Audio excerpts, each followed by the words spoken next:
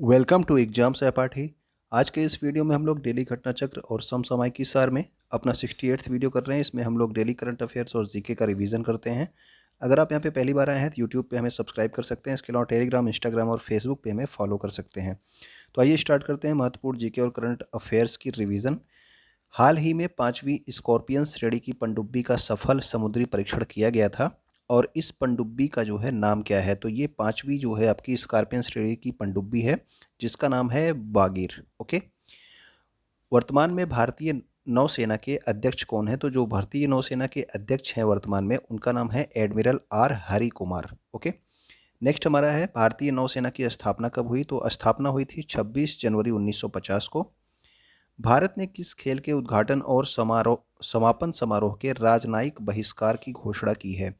तो अभी हाल ही में बीजिंग शीतकालीन ओलंपिक 2022 हुए हैं और इनका जो है भारत ने राजनयिक बहिष्कार करने की घोषणा की थी। ओके। नेक्स्ट हमारा है प्रधानमंत्री नरेंद्र मोदी की पंजाब यात्रा के दौरान सुरक्षा में गंभीर चूक हुई थी, ठीक है ना? और उसकी जांच के लिए गृह मंत्रालय ने किसकी अध्यक्षता में एक समिति का गठन किया है? तो गृह मंत्रालय ने जो है इसमें जो है सुधीर कुमार सक्सेना की अध्यक्षता में एक समिति का गठन किया था। इसके अलावा एक और समिति का गठन किया गया था जो कि सर्वोच्च न्यायालय ने किया था और ये जो है इंदु मल्होत्रा की अध्यक्षता में गठन किया गया था। तो ये दोनों क्वेश्चन आप याद रखेंगे कि गृह मंत्रालय ने किसकी अध्यक्षता में प्रधानमंत्री की सुरक्षा में चूक के लिए जो है समिति गठन की थी, तो वो थे सुधीर कुमार सक्सेना। और सर्वोच्च न्यायालय ने किसकी अध्यक्षता में समिति गठन किया था? तो वो थी इंदु मल्होत्रा। ठीक है। G20 शिखर सम्मेलन 2022 की अध्यक्षता कौन कर रहा है? तो G20 शिखर सम्मेलन जो 2022 में होना है उसकी अध्यक्षता कर रहा है आपका इंडोनेशिया। और 2023 में जो आपका G20 शिखर सम्मेलन होगा उसकी अध्यक्षता कौन करेगा? तो वो करेगा आपको भारत। ठीक है। तो ये दोनों इंपॉर्टेंट है, दोनों आप याद रखेंगे। इस वर्ष का जो है इंडोनेशिया और अगले वर्ष जो 2023 में होगा उसका भारत जो है अध्यक्षता करेगा। प्रथम राष्ट्रमंडल खेल कॉमनवेल्थ गेम्स का आयोजन कब किया गया था? तो ये भी क्वेश्चन आपके एग्जाम में पूछा गया है, ठीक है ना? तो ये 1930 में पहली बार जो है राष्ट्रमंडल खेलों का उद्घाटन हुआ था। और कहाँ पे हुआ था पहला जो है? तो ये हुआ था हैमिल्टन, कनाडा में। ओके। नेक्स्ट हमारा क्या है? 2022 में राष्ट्रमंडल खेलों का आयोजन कहाँ पर किया जाएगा? तो पहला तो आपका 1930 में हुआ था, लेकिन अब 2022 में जो होना है वो आपका बर्मिंघम, इंग्लैंड में किया जाएगा इसका आयोजन। किस राज्य सरकार ने प्राथमिक और पूर्व प्राथमिक छात्रों के लिए एक ओपन एयर कक्षा कार्यक्रम जिसका नाम क्या है? परय शिक्षालय, ठीक है, इसका अर्थ होता है पड़ोस का स्कूल, इसको प्रारंभ किया गया है। तो परय शिक्षालय जो है ये पश्चिम बंगाल सरकार के द्वारा प्रारंभ किया गया है, एक ओपन एयर कक्षा कार्यक्रम है ये। ओके। किसे भारतीय प्रतिभूति और विनिमय बोर्ड यानी कि security exchange board of India SEBI की जो है प्रथम महिला अध्यक्ष बनाया गया है? तो माधवीपुरी बुच हैं, इनको जो है सेबी की प्रथम महिला अध्यक्ष बनाया गया है अभी हाल ही में। हाल ही में प्रो कबड्डी लीग के 8वें सीजन की विजेता कौन बना है? तो प्रो कबड्डी लीग में 8वां सीजन के विजेता कौन बने हैं? तो वो बना है आपका दबंग दिल्ली। संयुक्त राज्य अमेरिका के सुप्रीम कोर्ट की पहली अश्वेत महिला न्यायाधीश कौन बनी है? तो सुप्रीम कोर्ट में प्रथम अश्वेत महिला न्यायाधीश किस देश में? तो संयुक्त राज्य अमेरिका में। तो वो है आपकी केतांजी ब्राउन जैक्सन। ठीक, यही अभी हाल ही में प्रथम अश्वेत महिला है जो कि सुप्रीम कोर्ट की न्यायाधीश बनी है। दुनिया का सबसे बड़ा कार्गो विमान, इसका नाम क्या था? तो इसका नाम था एंटोनोव 225, जिसको मारिया भी कहा जाता था।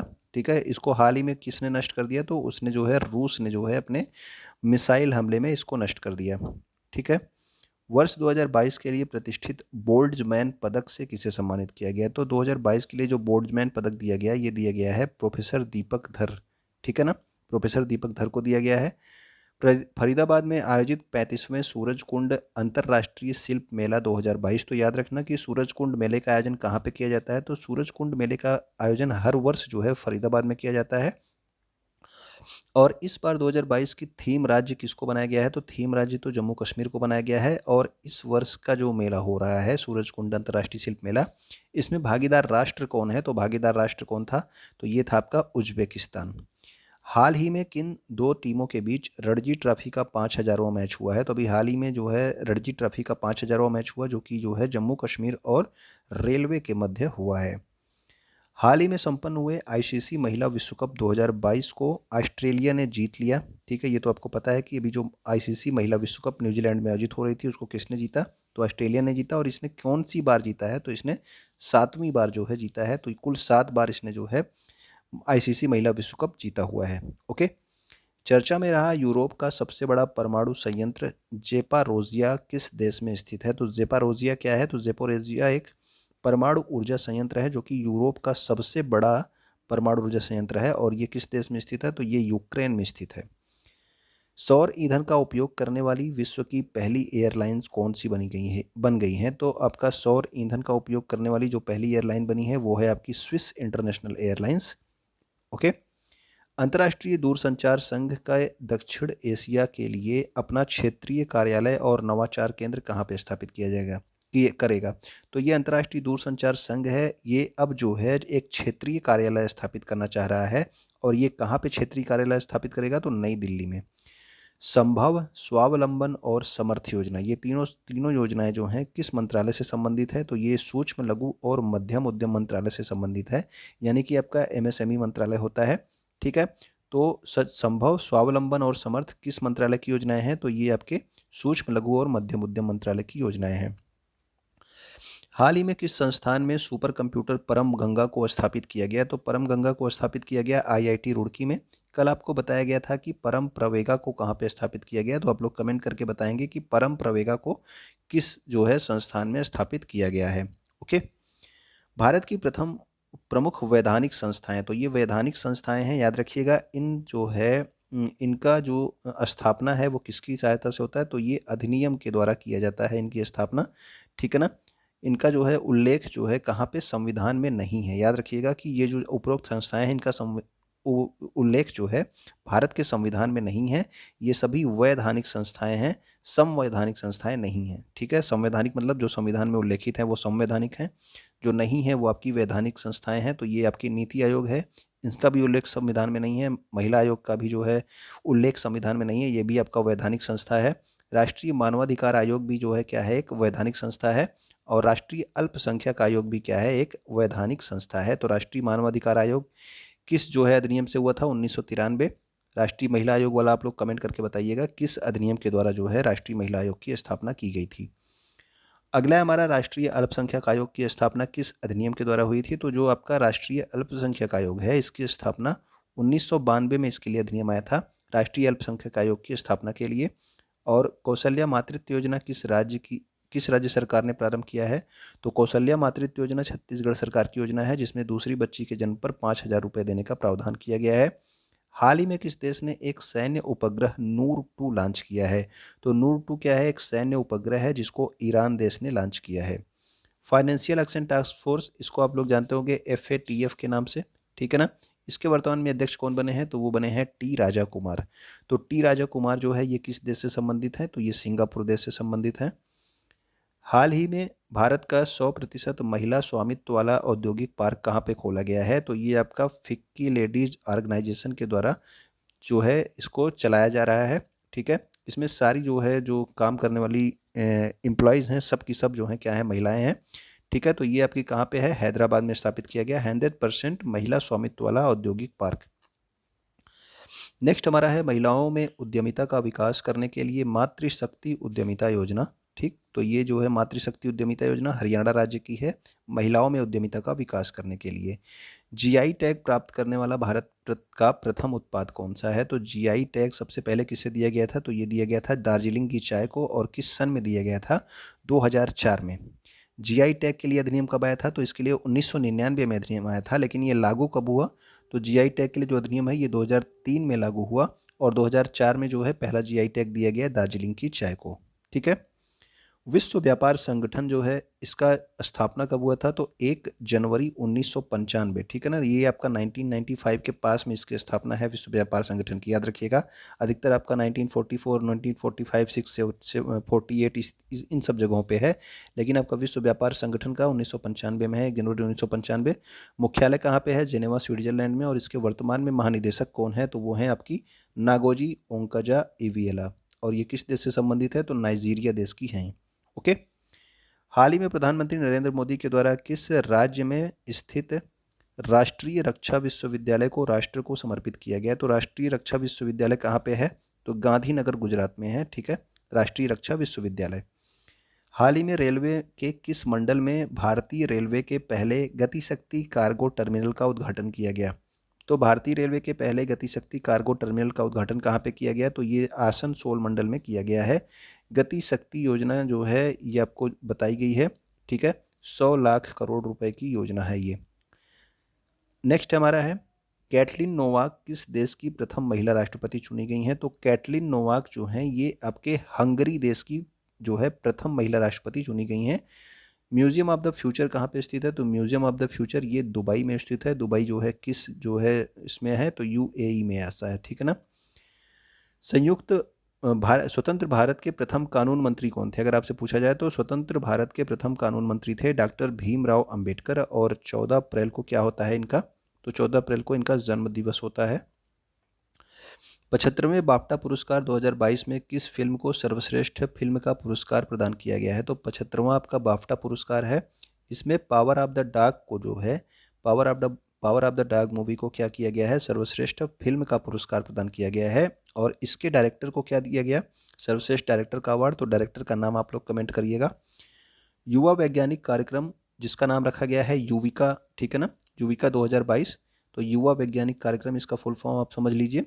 और ये किससे संबंधित है? तो इसको प्रारंभ किया है इसरो ने, ठीक है। इसरो के द्वारा ये प्रारंभ किया गया है। भारत का प्रथम विश्व शांति केंद्र कहाँ पे स्थापित किया जाएगा? तो प्रथम विश्व शांति केंद्र गुरुग्राम हरियाणा में स्थापित किया जाएगा। इसके अलावा ग्रेनेटियम भारत का हेली हब और जो है क्या अंतर्राष्ट्रीय सौर गठबंधन का मुख्यालय कहाँ पे है? तो वो भी आपके गुरुग्राम हरियाणा में है। 1984 में सियाचिन पर विजय प्राप्त करने के लिए भारतीय सेना ने कौन सा ऑपरेशन प्रारंभ किया था? तो 13 अप्रैल 1984 को ये ऑपरेशन प्रारंभ किया गया था, ठीक है ना। 13 अप्रैल 1984 की ऑपरेशन प्रारंभ किया गया था। इसीलिए जो है 13 अप्रैल को क्या मनाया जाता है? तो सियाचिन दिवस मनाया जाता है। और इस ऑपरेशन का नाम था ऑपरेशन मेघदूत, ठीक है। ऑपरेशन मेघदूत के द्वारा कहाँ पे विजय प्राप्त की गई? तो सियाचिन पर विजय प्राप्त की गई थी। हेरात महोत्सव जो है ये किस राज्य में मनाया जाता है? तो ये आपके जम्मू कश्मीर राज्य में मनाया जाता है हेरात महोत्सव। इसके अलावा आप लोग बताएंगे कि कंचोथ महोत्सव जो है किस राज्य का त्यौहार है, ठीक है। नेक्स्ट हमारा है आर्मी दिवस। आर्मी दिवस कब होता है? तो ये होता है 15 जनवरी को। एयरफोर्स दिवस वायुसेना दिवस कब होता है? तो 8 अक्टूबर को। नेवी दिवस यानी कि नौसेना दिवस कब होता है? तो ये होता है आपके 4 दिसंबर को। अब देखते हैं 14 अप्रैल के कुछ महत्वपूर्ण करंट अफेयर्स को, ठीक है। तो पहला है आपका बाबा भीमराव अंबेडकर की 70 फीट ऊंची प्रतिमा स्टैचू ऑफ नॉलेज इसका नाम रखा गया है। याद रखिएगा स्टैचू ऑफ नॉलेज भी अब आपके करंट अफेयर्स में जुड़ गई है। इसका अनावरण हाल ही में कहाँ पे किया गया? तो इसका अनावरण किया गया है लातूर महाराष्ट्र में। ये बाबा भीमराव अंबेडकर की 70 फीट ऊंची प्रतिमा है। नाम क्या रखा गया है इसका? Statue of knowledge, okay. वर्ष 2023 में आयोजित होने वाले G20 शिखर सम्मेलन के लिए मुख्य समन्वयक किसे नियुक्त किया गया है? तो मुख्य समन्वयक नियुक्त किया गया है हर्षवर्धन श्रृंगला को, ठीक। G20 शिखर सम्मेलन के जो है आपके मुख्य समन्वयक 2023 में। तो अभी आपको बताया गया था कि G20 शिखर सम्मेलन का 2023 में आयोजन कहाँ पे किया जाएगा? तो ये आपके भारत में किया जाएगा। और 2022 में इसका आयोजन कहाँ पे किया जाएगा? तो ये आप लोग कमेंट करके बताना कि G20 शिखर सम्मेलन इस वर्ष कहाँ पे आयोजित किया जाएगा। नेक्स्ट हमारा है अप्रैल 2022 में किन दो भारतीय शहरों को 2021 tree city of the world के रूप में मान्यता दी गई है? तो ये जो आपके tree city of the world 2021 के लिए जो है मान्यता दी गई है, ये दी गई है मुंबई और हैदराबाद को। 2020 के लिए जो है आपका किसको मान्यता दी गई थी? तो उसके लिए केवल एक शहर उस समय जो है आया था, तो वो था आपका केवल हैदराबाद। लेकिन अब 2021 के लिए मुंबई और हैदराबाद दो शहरों को tree city of the world चुना गया है, ओके। नेक्स्ट हमारा है राष्ट्रमंडल खेल 2026 की मेजबानी कौन सा देश करेगा? तो 2026 में इसकी मेजबानी करेगा विक्टोरिया, जो कि कहाँ पे है? ऑस्ट्रेलिया में, ठीक है। तो विक्टोरिया जो है ऑस्ट्रेलिया में है। यहाँ पे 2026 के राष्ट्रमंडल खेलों की मेजबानी होगी। अभी आपको बताया गया था कि 2022 में जो आपके राष्ट्रमंडल खेल होने हैं वो कहाँ पे होंगे, तो वो अभी आप कमेंट करके बताइएगा। कुष्ठ रोग के लिए अंतर्राष्ट्रीय गांधी पुरस्कार 2021 अभी जो है हाल ही में उपराष्ट्रपति के द्वारा प्रदान किया गया। तो उपराष्ट्रपति जो है वर्तमान में भारत के उपराष्ट्रपति कौन है वो आप लोग बताएं। उनके द्वारा प्रदान किया गया कुष्ठ रोग के लिए अंतर्राष्ट्रीय गांधी पुरस्कार 2021। और इसमें जो है दो श्रेणियों में दिया गया, एक व्यक्तिगत श्रेणी, एक संस्थागत श्रेणी। व्यक्तिगत श्रेणी में ये पुरस्कार दिया गया डॉक्टर भूषण कुमार को। और संस्थागत श्रेणी में जो है कुष्ठ यज्ञ ट्रस्ट, जिस कहाँ पे है? गुजरात में, इसको प्रदान किया गया है, ठीक है। तो कुष्ठ रोग के लिए अंतर्राष्ट्रीय गांधी पुरस्कार व्यक्तिगत श्रेणी भूषण कुमार और संस्थागत श्रेणी कुष्ठ यज्ञ ट्रस्ट। हाल ही में पुरातत्वविदों ने किस राज्य में 65 बड़े बलुआ पत्थर के कलशों की पहचान की है? तो ये आपके पुरातत्वविदों ने जो है 65 बड़े बलुआ पत्थर के कलश जो है खोजे हैं, जो कि किस राज्य में खोजे गए हैं? ये खोजे गए हैं असम राज्य में। राष्ट्रीय अल्पसंख्यक आयोग के अध्यक्ष के रूप में किसे पुनः नियुक्त किया गया है? तो राष्ट्रीय अल्पसंख्यक आयोग के पहले भी अध्यक्ष कौन थे? तो ये थे आपके इकबाल सिंह लालपुरा। अब इनको जो है फिर से अध्यक्ष नियुक्त कर दिया गया है, ठीक, राष्ट्रीय अल्पसंख्यक आयोग का। अभी आपको कुछ देर पहले बताया गया था कि राष्ट्रीय अल्पसंख्यक आयोग की स्थापना किस जो है अधिनियम के द्वारा हुई थी, तो आप कमेंट करके बताएंगे कि किस अधिनियम के द्वारा जो है राष्ट्रीय अल्पसंख्यक आयोग की स्थापना हुई थी, इसके लिए अधिनियम किस वर्ष आया था। आज़ादी के अमृत महोत्सव के लिए उत्सव पोर्टल किस मंत्रालय के द्वारा प्रारंभ की गई? तो उत्सव पोर्टल जो है ये आज़ादी के अमृत महोत्सव, आपको सबको पता है कि 75वीं वर्षगांठ चल रही है आज़ादी की, तो इसके लिए जो है ये आपका उत्सव पोर्टल प्रारंभ किया गया, यानी कि जिस जिस जगह पे आपके आज़ादी के अमृत महोत्सव से संबंधित कार्यक्रम होंगे वो सब आप उत्सव पोर्टल पे देख सकते हैं। और इसे प्रारंभ किया गया पर्यटन और संस्कृति मंत्रालय के द्वारा। ओके, तो उम्मीद करता हूँ कि ये सब चीज़ें आपको अच्छी लगी होंगी, तो आप कमेंट करके ज़रूर बताएंगे। वीडियो को देखने के लिए आपका बहुत बहुत धन्यवाद। वीडियो आप क्या करेंगे, वीडियो आप अपने उन दोस्तों तक शेयर करेंगे जो किसी